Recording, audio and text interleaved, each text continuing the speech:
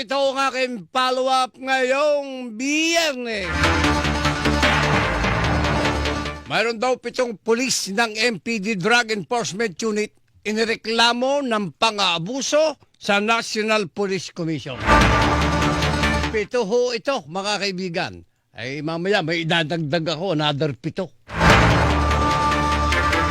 Alright, ang ating mga kakakwentuhan, Police Major Philip Ines, tagapagsalita ng Manila Police District. Major Ines, sir, magandang hapon po.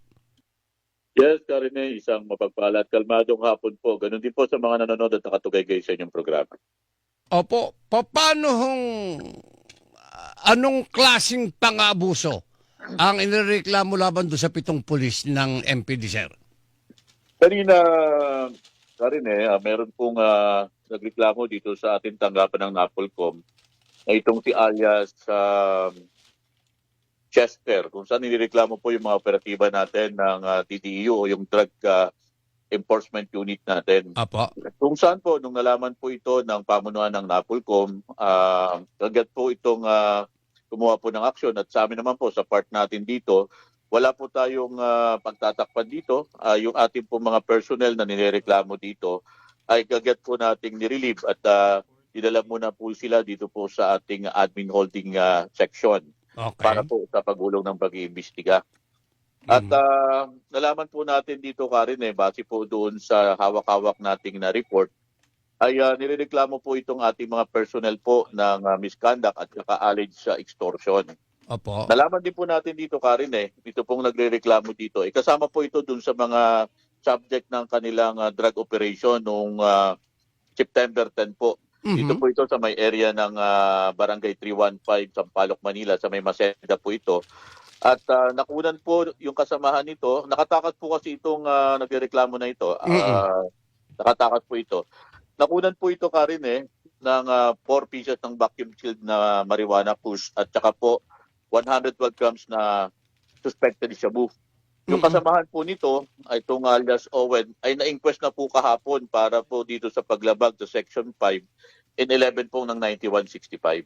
Ganun pa man po, dahil po ito ay nagrereklamo at sinasabi po may irregularity dito sa pagkakahuli sa kanila, ito pong mga personnel natin ngayon ay nirelieve po ng ating district director at nandito po ngayon sila, pinag-report po sila dito po sa ating admin holding section. Opo. At gugulong po yung kaso o kaya yung pag-iimbestiga po nating administratibo. Titignan po natin kung meron po tayong higting bigat para po sampahan sila ng kasong kriminal at administratibo. Opo. Ito bang 7, may natira pa sa DEU, sir? O lahat sila? Ang kasama po dito yung kanila pong hepe, kasama din po sa nirelieve, no? At nalulungkot po tayo itong Karine kasi yung ating pong DEU na ito ay marami pong magagandang accomplishment ito. At ganun pa man, Karine, sabi nga natin dito, kung meron po tayong makikita irregularity o pagkakamali nila, mananagot po sila dito. Pero po tayo tinatawag dito, Karine, na reward and punishment principle. Kung saan po, pag gumagawa po ng maganda yung ating kapulisan, binibigyan po natin ng pagkilala. At kabaligtaran naman po nito, pag nakita naman po natin na may pagkakamali o may pag-abuso, ay pinapaalam po natin ang kaukulang reklamo. Ano bang sabi nung nagrereklamo? Yung bang biktima, anong reklamo niya? Kinikilan sila, kinukutungan ba o paano? Ang reklamo niya po, Karine, ay siya daw po ay hinuli ng mga operatiba po natin ng TDU.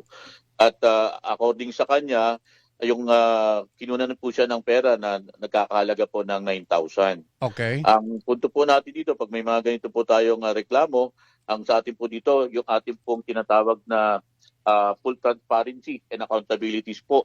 At kung meron po talagang paglabag, hindi po ito kinikipit balikat ng ating pamunuan. Yes. Pananagutin po natin yung mga pulis natin dyan at makakaasa po kayo doon. At kasama na rin po siyempre ito sa guiding principle ng ating regional director na huwag po tayo ma-involve sa anumang illegal activities. Ganun pa man po, pag napatunayan naman po natin na wala naman po talagang kasalanan itong mga pulis natin at talaga naman po ginagawa ng nila yung kanilang trabaho, ibabalik po sila sa mga dati nilang unit. Kasama ba doon sa inireklamo yung head ng DEU na Manila? Tama po kayo dyan, Karine. Kasama po sa nirelieve po yan. At ngayon po pinag-report sila po dito po sa ating DPS. Kung tinatawag natin yung Personnel Holding and Accounting section po. Oh, pero may pumalit na doon sa pinuno ng DIO. Sa ngayon po, Karen, wala pa lang po akong impormasyon doon at gano'n naman po agad ang gagawin dyan. Pag meron po tayong mga kakulangan na personnel doon sa isang unit, meron po tayong mga kukuning personnel para po dalhin doon at makapagpatuloy po tayo sa campaign natin kontra illegal na droga, Karen. Okay, okay. So may natira pa naman sa grupo ng DIO pagka nung pito, pagkawala nung pito ngayon. Yes, Karine, tuloy-tuloy pa rin po yung gagawin nating operation against illegal drugs, Karine. Sabi ko nga po, hindi po titigil ang Manila Police District dyan. Kung saan, Karine, ito pong accomplishment natin ng January to August, meron po tayong nakuha dito na mahigit 108 million na mga illegal drugs. Oh. Kaya nakikita po natin yung ginagawa nating kampanya kontra illegal drugs na to, Karine. At hindi po natin maiiwasan talaga na minsan talaga may mga ganitong pagkakataon. Ang sa atin lang po dito, ipapakita po natin dito yung tinatawag po natin full transparency and accountability. Sabi nga natin, yung reward and punishment po, gagawin po natin. But, okay, okay. Sa mga nakaraang panahon, meron na ba record itong 7 pulis na ito na nakasama? Actually, Karine, yung pong ating DDEU, Karine, napakaganda po nung kanilang mga accomplishment. Malalaki po yung accomplishment na naibigay niyan sa Manila Police District. Apo. Pero ganun pa man, Karine, sabi nga natin, katulad po na nabanggit ko sa inyo kanina, yung reward and punishment po ay atin po i-implement yan sa kanila. Okay, sana ay magsilbing aral na ito sa lahat. Ano po, sir? Yes, Karine, hayaan po natin gumulong yung pag-iimbestiga. Makita po natin at bigyan po din po natin sila ng due process. Kung talaga pong wala pong nangyaring irregularity, ibabalik naman po sila sa kanilang mga unit. Okay, iiba lang ho ko ng topic. May mga nagrarally na ba dyan sa Maynila habang magkausap tayo ngayon? Ganyan na, Karine, meron lang po tayong na-monitor ng mga lightning rally po at palagi naman po nakahanda yung ating Manila Police District dyan kung saan po meron po tayong mga nilatag na security plan. At ganun po yung ginagawa natin, tuloy-tuloy po yung pag-monitor natin sa area. At siyempre po, patuloy tayo nakikiusap sa ating mga kababayan na nagbabalak magprotesta dito po sa lungsod ng Maynila. Na patuloy po natin kayo pinapaalalahanan na nirerespeto po natin ang inyong karapatan.